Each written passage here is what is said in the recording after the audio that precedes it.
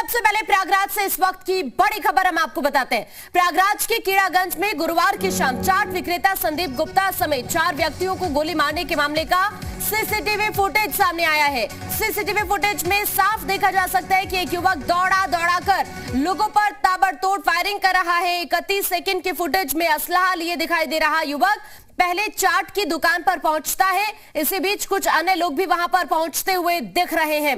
इसी दौरान आरोपी ताबड़तोड़ फायरिंग शुरू कर देता है। लोग भागने की कोशिश करते हैं तो आरोपी दौड़ाकर फायरिंग करता है, जिसमें एक युवक गोली लगने से जमीन पर गिर जाता है। वापस पलटकर आरोपी युवक उस व्यक्ति के करीब आकर फायर करके फरार हो जाता है। घटना प्रयागराज के कीड़ागंज इलाके की है। घटना से आक्रोशित लोगों ने आरोपियों के घर में जमकर तोड़फोड़ की और घर को आग के हवाले कर दिया। सूचना पर पहुंची पुलिस ने आक्रोशित लोगों को समझा बुझाकर किसी तरीके से शांत कराया और घर में लगी आग को फायर ब्रिगेड कर्मियों की मदद से बुझाया। वहीं पुलिस अधिकारियों ने चौकी इंचार्ज समेत 3 पुलिस कर्मियों को सस्पेंड कर दिया है। ये फुटेज इस वक्त हम आपको दिखा रहे हैं। ये एक्सक्लूसिव तस्वीर इस घटना की आपकी टीवी स्क्रीन पर है। प्रयागराज का है ये पूरा मामला और अब इस मामले का एक वीडियो सामने आया है, जो वीडियो इस वक्त हम आपको दिखा रहे हैं। किस तरह से यहां पर इस वारदात को अंजाम दिया गया, ये तस्वीर ये बताने के लिए काफी है। हालांकि इस घटना के बाद स्थानीय लोगों में काफी गुस्सा है।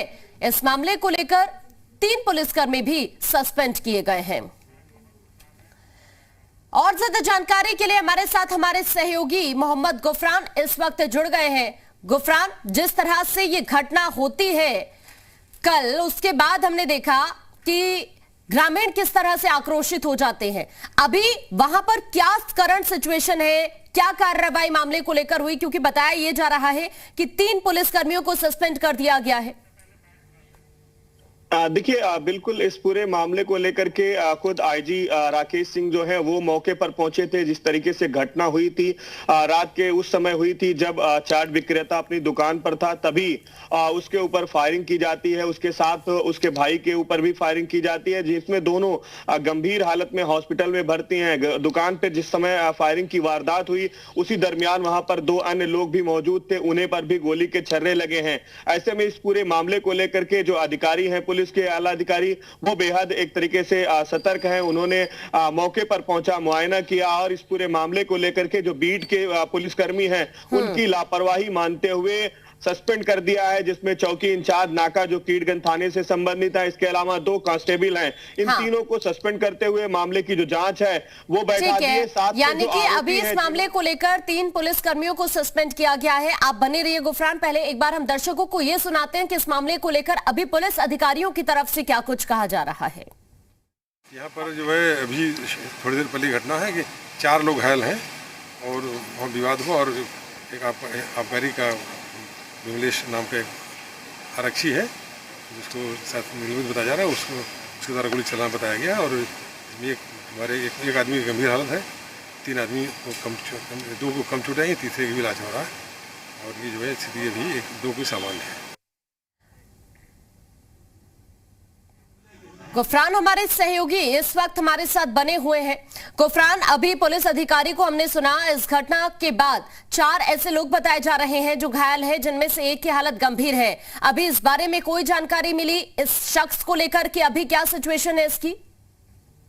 देखिए, जो 4 व्यक्ति घायल हैं उसमें संदीप गुप्ता जो एक तरीके से गंभीर रूप से घायल है, उसका भाई भी घायल है, 2 अन्य घायल हैं, लेकिन एक की जो हालत है वो देर रात तक बेहद गंभीर बनी रही। अभी तक की जो जानकारी आई है कि अभी भी उसकी जो हॉस्पिटल के जो डॉक्टर हैं वो लगातार उसकी मॉनिटरिंग कर रहे हैं। सीरियस कंडीशन है, माना ये जा रहा है कि उसको लखनऊ भेजा जा सकता है, पीजीआई के लिए रेफर किया जा सकता है अगले कुछ घंटों के भीतर।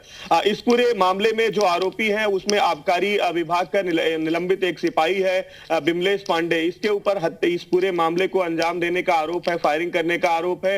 इसकी धरपकड़ को लेकर के आईजी ने रात में ही 3 अलग अलग जो टीमें हैं पुलिस के वो गठित कर दी हैं। लगातार टीमें उसके ठिकानों पर, अभी तक क्या इस मामले को लेकर किसी को हिरासत में लिया गया या गिरफ्तारी हुई है, इस बारे में कोई अपडेट मिला है क्या?